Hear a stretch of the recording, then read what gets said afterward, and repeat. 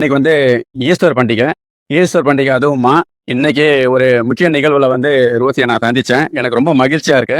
Easter பெருவிழாக்கு முன்னாடி 40 நாள் வந்து கிறிஸ்தவர்களும் சரி, கிறிஸ்தவத்தின் மீது நம்பிக்கை கொண்ட அனைவருமே சரி, 40 நாள் உண்ண நோன்பு இருந்து விரதம் இருந்தெல்லாம் தவஸ்காலத்தை 40 நாள் முன்னெடுத்து அதுக்கப்புறம் தான் ஈஸ்டர் பண்டிகை கொண்டாடுறோம். இதனுடைய முக்கிய நோன்பு இருக்கிறதுனால முக்கிய கருத்து என்ன அப்படின்றத நான் கேட்கறேன். நான் சொல்லுமா. உங்களை சந்திச்சதுல ரொம்ப மகிழ்ச்சி. நோன்பு நீங்க அழகா சொன்னீங்க, 40 நாட்கள் வந்து ஃபாலோ பண்றோம் அப்படின்னு சொல்லிட்டு. என்னை பொறுத்த வரைக்கும் நோன்பு என்பது உணவுல இல்லாம உணர்வுல இருக்கணும்னு நான் நினைக்கிறேன். ஏன்னா ஆண்டுதோறும் நோன்பு காலம் வருது, ஈஸ்டர் வருது, எல்லா மதத்திலையும் ஒரு சில நோன்புகள் வருது. ஆனா உணர்வு பூர்வமா நம்மளே சுய பரிசோதனை செய்து ஆன்மீக ரீதியா நம்ம எந்த கடவுளை வழிபட்டாலும் சரிதான், கடவுளை எப்படி நெருங்குறோன்றது வந்து செயல்பாட்டுல மாறணும். அது வந்து உணர்வுகள்ல தான் நம்ம வந்து மாற முடியும்.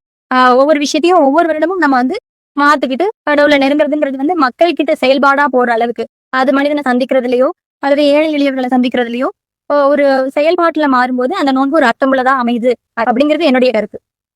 நோம்பு முடிச்சு ஈஸ்டர் பெருவிழாவை நம்ம எல்லாரும் கொண்டாடுறோம். கிறிஸ்தவனும் சரி, கிறிஸ்தவத்தை மீது நம்பிக்கை கொண்ட எல்லாருமே இன்னைக்கு நல்ல 40 நாள் விரதம் இருந்துட்டு இன்னைக்கு ஒரு புத்தாடை உடுத்தி இரவு கண் முடிச்சு கோயிலுக்கு போறது, இன்னைக்கு பகலெல்லாம் கோயிலுக்கு போயிட்டு நல்லா என்ஜாய் பண்ணி நல்லா வீட்டில் தடப்படலான விருந்துகளோட இன்னைக்கு கொண்டாடி மகிழ்ந்து கொண்டிருக்கிறோம். இந்த ஈஸ்டர் பண்டிகை நமக்கு உணர்த்துற கருத்து என்ன? ஈஸ்டர் பண்டிகை வந்து கடவுள் இந்த உயிர்த்தெழுதுனால நமக்கு என்ன ஒரு கருத்து நமக்கு எல்லாத்துக்கும் வெளிப்படுது அப்படின்றதுக்காக இதை பத்தி உங்களுக்கு கருத்து என்ன? நம்ம வந்து சென்னை மயிலை உயர்மறை மாவட்டம், நமது மறை மாவட்டத்தோட புனிதர் வந்து தோமையார்.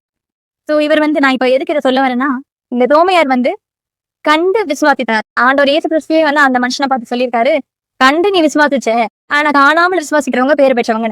உயிர்த்தெழுதுல நீங்க பாத்திருக்கீங்களா? நானும் பார்த்தது இல்ல. இந்த வீடியோ பாக்குற நீங்களுமே பாத்திருப்பீங்களா கேட்டா இல்ல. ஆனா உயிர்ப்பு அப்படிங்கிறது இருக்குங்கிறதுக்கு ஒரு அடையாளமாக இந்த உலகத்துக்கு காட்டினவர் இயேசு கிறிஸ்து. சோ இந்த பாதையை நோக்கி பயணிப்பதற்கான ஒரு அழைப்பு தான் இந்த ஈஸ்டர். ஒருவேளை ஜீசஸ் கிரைஸ்ட் வந்து உயிர் தெழவில்லை என்றால் இன்னைக்கு கிறிஸ்தவம் இருந்திருக்காது, கிறிஸ்துவ பின்பற்றுறவங்க இருந்திருக்க மாட்டாங்க. எல்லா மத தலைவர்களும் வருகிறார்கள், போதிக்கிறார்கள், இருந்து போகிறார்கள். ஆனால் மாண்டு போன யாருமே உயிர் தழவில்லை. இயேசு கிறிஸ்து மாத்திரமே உயிர் தழுந்திருக்கிறார். ஸோ இந்த இயேசு கிறிஸ்துவை போல நாங்களும் அந்த பாதையை நோக்கி செல்கிறோம் அப்படிங்கிறத காட்டுறதுதான் இந்த மாபெரும் ஈஸ்டர் பண்டிகை. இந்த பண்டிகை வந்து நமக்கு மட்டும் இல்ல, எல்லா சமூகத்தினருமே இளைவாழ்வு என்று ஒன்று இருக்கிறது, அதை நோக்கி நாம் பயணிக்க வேண்டும் என்ற அர்த்தமுள்ள வாழ்க்கையை வாழ்வதற்கான அழைப்பை கொடுப்பதாக அமைகிறது. ஒவ்வொரு மனிதனுக்குமே வந்து பிறப்பு ஒரு முறை தான், இறப்பு ஒரு முறை தான் அப்படின்னு நம்ம இருக்கிறது. ஆனா இயேசு கிறிஸ்து மட்டும்தான் அந்த சாவை வென்றார் என்ற ஒரு பட்டத்துக்குரியவராகவும் அதை நிகழ்த்தி காட்டியவராகவும் இருந்தவர். அதனாலதான் வந்து இன்னைக்கு உலக மக்கள் அனைவருமே வந்து கிறிஸ்துவத்து மேல ரொம்ப அக்கறையும் ரொம்ப அன்பும் ரொம்ப பணிவும் பகிர்வும் கொண்டு இருக்கிறாங்க. அனைவருக்கும் ஈஸ்டர் பண்டிகை நல்வாழ்த்துக்கள். ஈஸ்டர் நல்வாழ்த்துக்கள்.